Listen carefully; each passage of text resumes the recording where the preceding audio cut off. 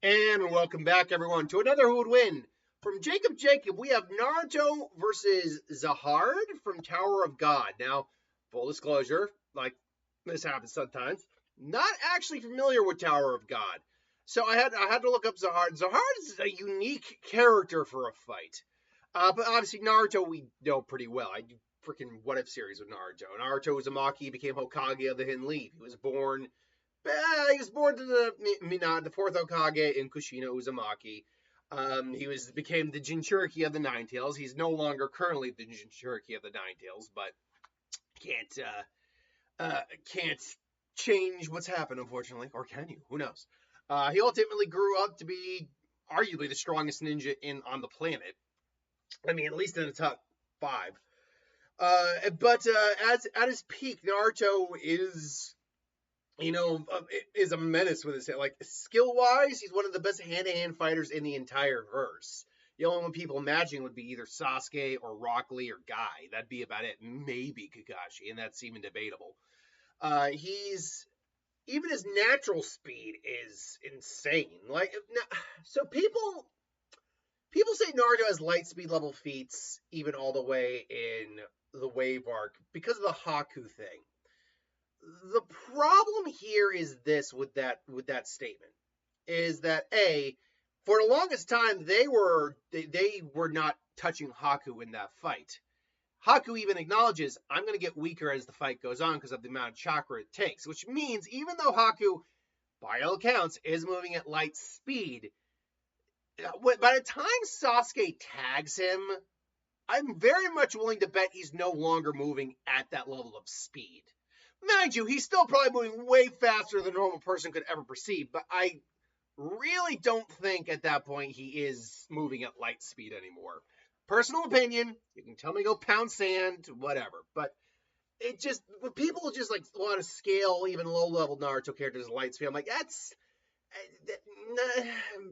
the problem is most other Naruto characters aren't displaying light speed level feats is the problem at that earliest stage in the series. They're displaying some good speed feats, but not light speed level feats. Like that is literally that is the problem with like scaling to light speed stuff is that is when people make the argument is that they are not bringing up anything else really in part one that scales there. And if you're going to try to make the argument, you need to bring up more than one point of fact. So, but that being said, by the time we get to the end of Naruto, it is all but confirmed. Like Naruto can move at light speeds. Just his Kurama base QB mode alone, the like little chakra aura form alone, is light speed. Like it outpaces the Raikage, who moves like I think either just above or just around or just below light speed at his full speed. Now, that being said, we should know even Minato was able to be near light speed just with his pure speed, which is kind of insane. But yeah, so Naruto was able to move, and then obviously the Madara feat with the what was it, Light Fang technique, the laser he spit out. That's confirmed to be light speed as well. It's storm release. It's a laser, so or gale release. So Naruto definitely can move at light speed and above. Maybe not like way above light speed, but he can move that fast. Durability wise, Naruto can take a lot of hits, including being skewered, being hit by, a chakra based attacks.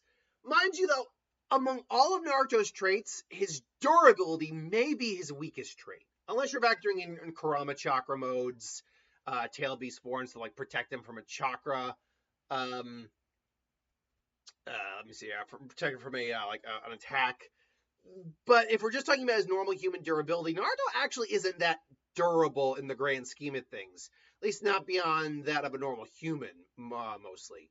So ultimately, it's difficult to kind of put where his durability really lies. Again, we'd be factoring chakra in here as well, so he's can tank some hefty attacks. Definitely some, continental tail beast ball attacks, all that. Then, of course, he has all of his techniques under his belt, which is really just mostly Rasengan variants. But he's got substitution, transformation, shadow clone jutsu. He does know the mud wall technique. He has his base chakra is wind chakra, but he does have access to all 5 elements. Plus lava release. I believe he has access to wood release, though he doesn't really use it. This is, I think, partly due to the Hashirama cells.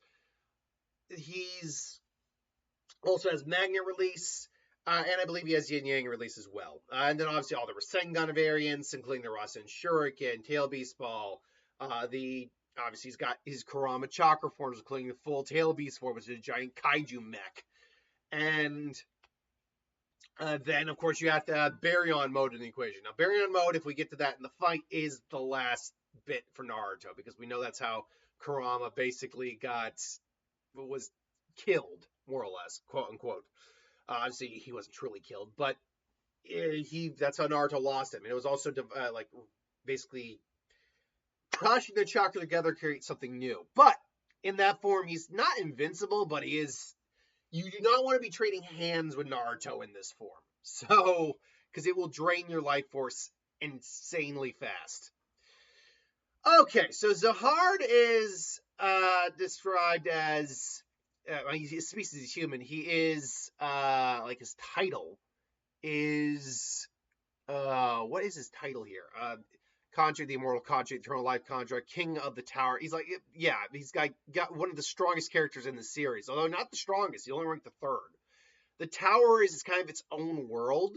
So, and in that world, there's something called Shinsu. Is it Shinsu?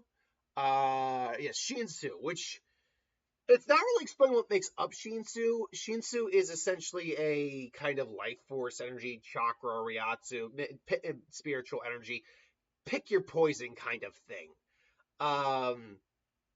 That's what Shinsu is. And he is not the most skilled in the series, but he is exceptionally skilled, including being able to just do what Shinsu allows you to do is kind of odd, because I mean, just going by some of the techniques he has Golden Needle from the Mysterious Island, which summons a giant golden needle to crush individuals with. Or you can do a Zahard style Air Explosion Iron Fist. It sends the enemy flying with a strong Shinsu blast as attack, disrupts the Shinsu's opponent's body without touching him. So in essence, kind of like disrupting chakra. He also has a Zahard style lethal move, Rampage, a technique used for close combat where he first punches an opponent before enhancing the force with an attack from a blast of Shinsu type of energy. And then there's Cosmos, which allows him to create several bang-shaped bangs, whatever bangs are, shaped like solar systems used for the intention to cause massive destruction. And then second Cosmos, which is a bigger version of that. There's also Golden Bomb, which is a projectile technique used by Data version of young Zahard in the hidden floor to unleash a large yellow bang as a powerful beam. Now, there is the catch-22 that there is like two versions, the normal human and the data version, which I'm guessing is anything in the tower, maybe. I'm not entirely sure how the data thing works in this world, because it sounds almost like Sword Art Online or whatever. But he is considered among the most powerful characters in his series, being a master of hand-to-hand combat, being able to move as fast and having faster than light speed speed feats, immense strength. His strength is calced somewhere in the neighborhood of like striking strength multi-continental or higher.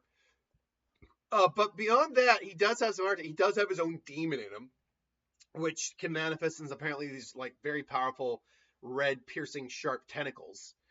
He also has the capability of manipulating, doing spells, so forth and so on. But his spell potency is a little unknown at the moment to what extent. Regardless, though, he's also has an immortality contract. He's due to the specific contract with the Floor Guardians, he's invulnerable to harm from anyone who came from the tower. And in fact, that means that only an irregular can kill him. The organization with the closest possession means to do this is Fug. But basically, that means Naruto should be able to kill him because Naruto doesn't come from the tower. But he has one other ability that actually does put him over Naruto to a certain degree, and that is he actually does have precognition and fate manipulation. He has the power to see the destiny of others and control fate to a degree far greater than others could see fate, capable of completely tricking and deceiving them with false scenarios, as displayed with a character who he managed to trick twice. First, when he allowed him to confront him and his team so he could show him his surpassing power, notably tricking him again to the point where, despite seeing him asleep in the floating castle, he didn't even know what he looked like. and then he sees someone else. He was sent to a place, to the Wall of Peaceful Coexistence, so he could turn a character's attempt to use uh, the Kana people against him. Okay, um, so and then you factor in enhanced speed, right? All that. So he's actually exceptionally powerful. So how would this break down? That's the real thing here. How would this break down? From a scaling perspective, these guys are actually pretty equal to each other. Naruto does have though an attack potency advantage because with the Nine Tails he is on the level of at minimum low planetary. Maybe not like straight out destroy the Earth if he really wants, but at minimum it's always a nebulous statement of like, because it ranges from being able to destroy the planet to raising the planet, which are two different types of things. Raising something is not the same as flat out destroying it. But that said, he's still, I still would give him the attack potency advantage. Speed wise, these guys are probably close to equal. Hand to hand, these guys are probably close to equal. Technique wise, I mean, we just don't have the true extent of Zahard's techniques, but he does have more versatility just because of the random things he can do. But Naruto does have shadow clones, which can come in a boon. Like the amount of shadow clones you have, being able to use shadow clones the way Naruto has is insane. Not imagining substitutions, just swarming him. And even if they are relative to each other in speed and strength and all that, Naruto does have the numbers advantage. He also has the sheer defensive advantage, would say Chakra X, all that, with Nine Tails form. But then there comes their aces and the holes in this fight, which would be precognition and fate manipulation for Zahard and Baryon mode. Now, Baryon mode, to be fair, while he's capable of manipulating fate, clearly he's not capable of just changing the future. It's not the almighty level powerful from Bleach, but it is still one of those things where it is dangerous. It is a dangerous level of manipulation that Naruto has no good answer for. But that said, Zahard doesn't have a good answer for Baryon mode either. Even with precognition, he's like, I'm in trouble. So, how would this fight break down? Naruto enters the tower, obviously. These two start duking it out, and they start duking it out. And Zahard notes that this guy's good. Naruto knows it too. Naruto, though, is also... Both these guys are good strategists, so Naruto bringing the... bringing in the clones and then, cranking up the speed would definitely put him at a higher danger factor for Zahard than Zahard has over Naruto. This is though where Zahard is bringing out the Shinsu, at least from what we know, and he's popping clones left and right. Naruto's bringing their Rasengan's, they clash. Naruto also has very much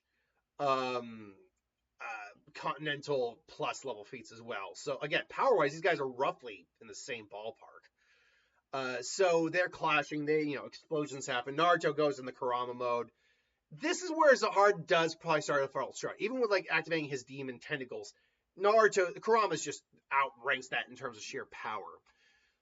But again, the problem comes down to when the fate manipulation and things along those lines start kicking in. And he starts using those abilities. That's where things start to get a little tricky for Naruto. If he's able to bypass that kind of, or overcome that kind of strategy, that kind of ability. I hesitate to say he could, but I also hesitate to say he couldn't, because Naruto has defied fate. He was the child of prophecy. He has defied fate before. So, that's difficult to say. And then there's the whole immortality thing. Yes, Naruto's capable of doing it, but this guy is still nigh invulnerable, is still highly difficult to injure. So I would say it is, it's going to be tricky for Zahard to win, but it's also going to be tricky for Naruto to win, particularly if he goes Baryon mode. If Naruto goes Baryon mode and he hasn't ended Zahard at this point, it is going to go to Zahard because Naruto can only hold Baryon mode for about a minute, give or take. I can't remember how long it was, but it was very, very low time limit for the Baryon mode. His body just ran out. It just ran out the engine too quick. It just burned up the gas and burned the fuel up. So ultimately, it's a tough call, really. I would say though that because Naruto,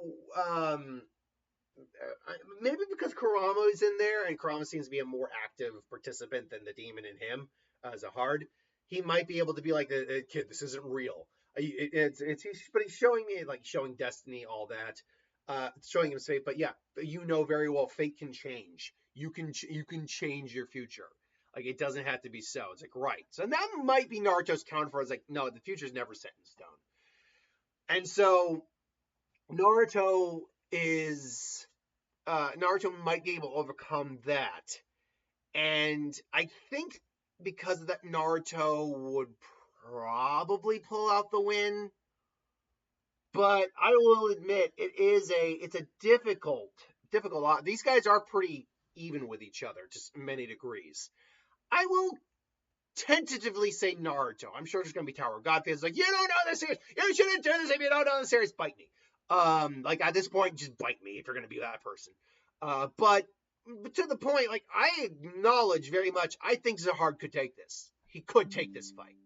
So I'm not saying this is a definitive stomp or anything like that.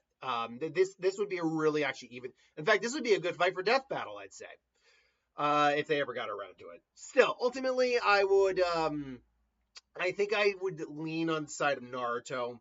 Admittedly, I do know Naruto better than this character, but this character's abilities are pretty impressive. So, what do you got, or who do you got? Let me know in the comments below. But until then, thanks for watching. Hope you enjoyed, and I'll see you next time.